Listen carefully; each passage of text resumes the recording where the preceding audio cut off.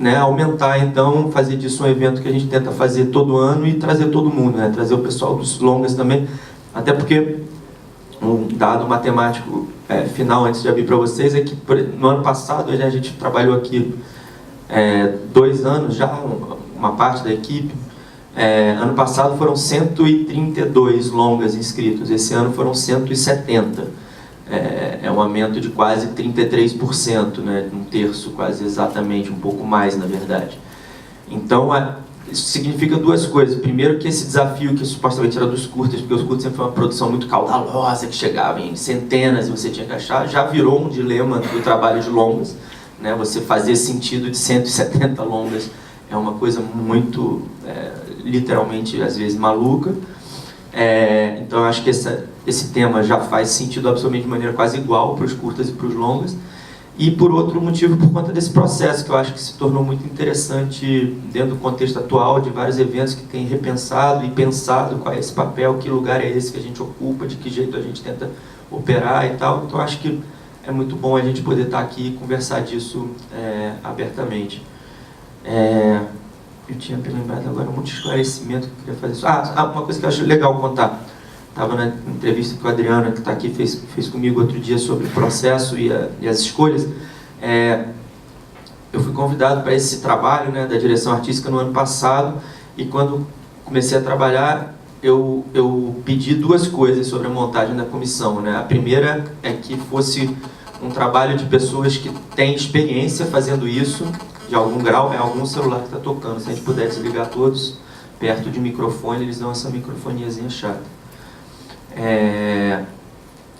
Eu estou falando e estou fazendo, na verdade, porque eu também não tinha feito.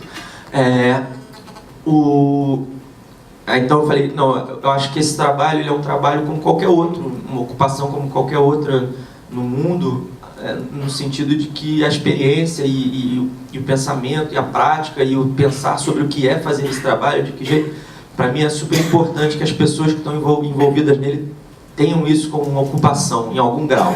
É muito difícil ser curador ou programador, ou que nome a gente quiser dar, é um possível tema interessante de conversa, full time, ou seja, ganhar todo o seu salário e viver a sua vida só disso, não é fácil, no mundo inteiro não é fácil, então a maioria das pessoas faz 1, 2, 3 outros trabalhos similares ou juntos, mas pelo menos ter alguma experiência de trabalho com isso, porque há vários festivais, especialmente o Festival de Brasília, especificamente nos anos anteriores, ele já teve outros momentos, mas nos anos anteriores ele formava uma lógica de comissão de seleção, onde a cada ano essa comissão era diferente, totalmente diferente, e era meio formada, entre aspas, por profissionais do cinema, aí entendidos atores, diretores, inclusive, eventualmente, um programador, crítico, não sei o quê, né? E desse grupo heterogêneo saía. Eu não acho isso desinteressante, mas eu acho que, num certo lugar de festival, que significa um festival que tem um grau de atenção de vocês todos, do público, da imprensa, da crítica, dos próprios profissionais, realizadores. Eu acho que é muito importante ter pessoas que estão pensando de uma forma muito consequente, como a gente, pelo menos, imagina e tenta fazer, o que é programar filmes, de que jeito a gente faz isso, quais são os problemas, quais os vícios que a gente já sabe que existem e tenta lidar com isso, como esclarecer o olhar do outro, ver o olhar do outro. Eu, em conversas com outras pessoas que fizeram parte da comissão em anos passados, eu já tinha ouvido relatos, por exemplo, de pessoas dizendo, pessoas que não são curadores, programadores, por exemplo, profissionais de cinema, ator, tal, dizendo, foi legal, participei, eu falei, mas eu não sei fazer isso muito direito. E aí tinha um cara na comissão que era crítico, programador, então a gente meio que seguiu um pouco o que ele foi dizendo, e aí a gente concordava e tal, mas eu não sabia muito como fazer. E eu acho normal, é isso, né? Tem alguém ali exercendo um trabalho que faz aquele trabalho constantemente, várias pessoas que não são, então tem um lugar de poder interno na comissão, de coisa imutável. Então eu falei, não, eu queria muito que a gente conseguisse trabalhar com pessoas que sejam muito diferentes, acho que talvez você possa conversar sobre isso, de gostos, mas que são pessoas que trabalham com isso, pessoas que viveram esses dilemas que a gente vai viver agora, já na vida, vivem, trabalham com outras coisas, fazem isso.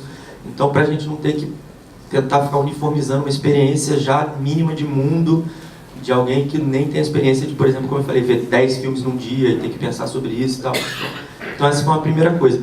E a segunda coisa era uma proposta de que a comissão, de ano a ano, ela tivesse literalmente uma renovação de 50% da composição. Então, para ser específico, o Marcos, a Marisa, Pablo e o Dani trabalharam no festival ano passado, e a Thay, o Heitor, a Beatriz e a Amaranta estão trabalhando pela primeira vez nesse ano. A gente tinha 4 outras pessoas ano passado, inclusive uma delas a Ana, que acabou de chegar ali. Ana Arruda, Andréa Caos, José Geraldo Couto e Salomão Santana, que fizeram no ano passado. E o motivo disso era um motivo, assim, para mim, bem importante. Eu acredito na importância de continuidade no trabalho de curadoria em relação ao festival, ou seja, eu acho que é legal ter uma pessoa, por exemplo, nesse cargo de direção artística, que vai ficar um tempinho, mesmo que esse tempinho seja 3 anos, ou 2 anos, ou o que for, porque eu acho que tem um trabalho que se dá no tempo aí, de relação com o festival, com o local, com o público, com o universo, e está vivendo isso tudo. E a experiência do ano passado, de alguma forma, educa a experiência para esse ano. Eu acho que é muito ruim para os festivais, em algum grau, ter uma renovação completa, como era antes, inclusive em Brasília, de todo mundo a cada ano, porque senão o festival parece que está sempre nascendo de novo, do nada, né? Eu acho que essa pessoa, inclusive, deve ser trocada com o tempo, em algum momento, porque eu acho que também é saudável, mas acho que é bom ter uma continuidade. E por outro lado, nessa dinâmica de grupo, eu acho que é muito legal que a gente tenha uma continuidade. Então por isso a gente tem 4 que estão aqui, que vão poder ter essa conversa, inclusive comigo, que fiquei também do ano passado para esse, mas também ter 4 pessoas que não viveram isso e que por isso não vão deixar que a nossa dinâmica se vicie nos que a gente já fez no ano passado e vai fazer de novo.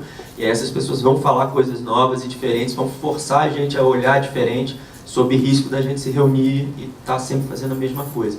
Então acho que era legal só esclarecer essas coisas prévias, assim, de processo, de questões que a gente atravessa, mas de verdade eu queria muito que a gente começasse, num certo sentido, mentira, porque eu já comecei já há um tempo, mas num certo sentido, a partir daqui, a partir de coisas que vocês tenham. Senão a gente vai conversando aqui, mas seria ótimo, em suma. Somos poucos ainda, sei que talvez não tenha ainda uma questão eventualmente de vocês, mas se tiver, ali me junto.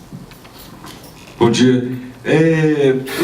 Enfim, estamos no começo do festival.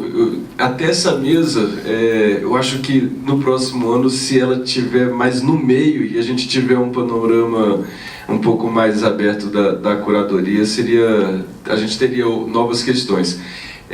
Mas, enfim, até aqui, tanto da cerimônia de abertura e os filmes que estiveram na competitiva, eu estou vendo uma característica muito, por enquanto, marcante de filmes que tiveram processos internacionais ou de laboratório de financiamento. Eu queria saber se isso chegou a ser um filtro nessa seleção. Eu quero muito não monopolizar a palavra, mas só sobre a sua primeira pergunta, porque aí foi só eu que discuti essa questão de onde a mesa ficava na programação. Eu, na verdade, ao contrário de você, Jota, isso aí é absolutamente pessoal mesmo, também é um olhar pessoal, eu queria que essa mesa fosse no primeiro dia, na primeira hora.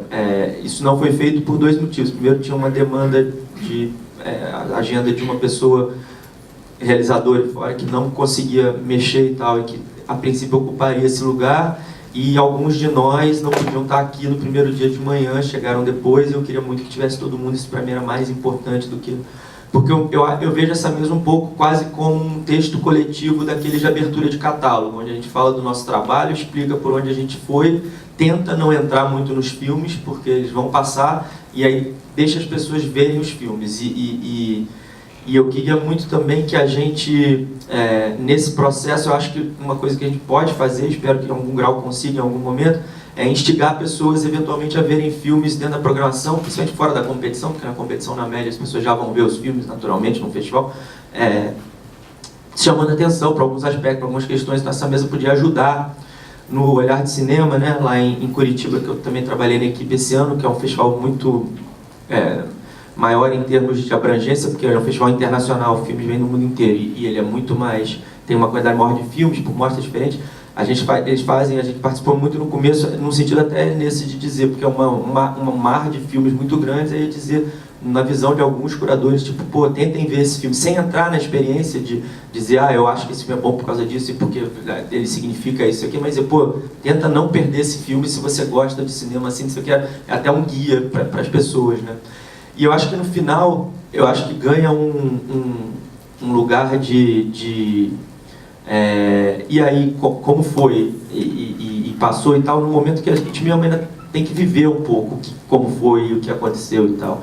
E eu acho muito perigoso a gente ficar com esse lugar de dizer como foi pra gente, o que a gente, sabe? Eu acho que vira uma coisa... De novo, eu acho essas mesas importantes pra gente abrir o jogo, nesse sentido bem estrito, né, do termo ali do poker, abrir o jogo, mas sem monopolizar sentidos, entendeu? Porque tem um risco muito grande pra mim que é esse. A gente já diz muito escolhendo os filmes sobre o que um festival vai ser. É um poder grande, a gente sabe disso. Então, assim, a gente não monopolizar discursos sobre os filmes, eu acho muito perigoso, sabe?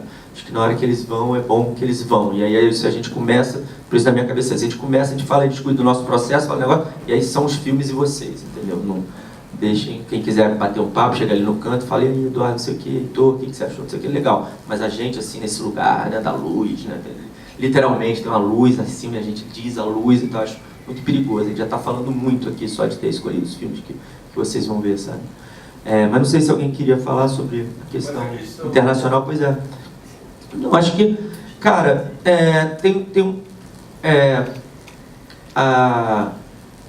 eu gosto desse debate. Para mim ele é principalmente bom para desmistificar certas coisas sobre curadoria, principalmente programação, e eu acho que é legal.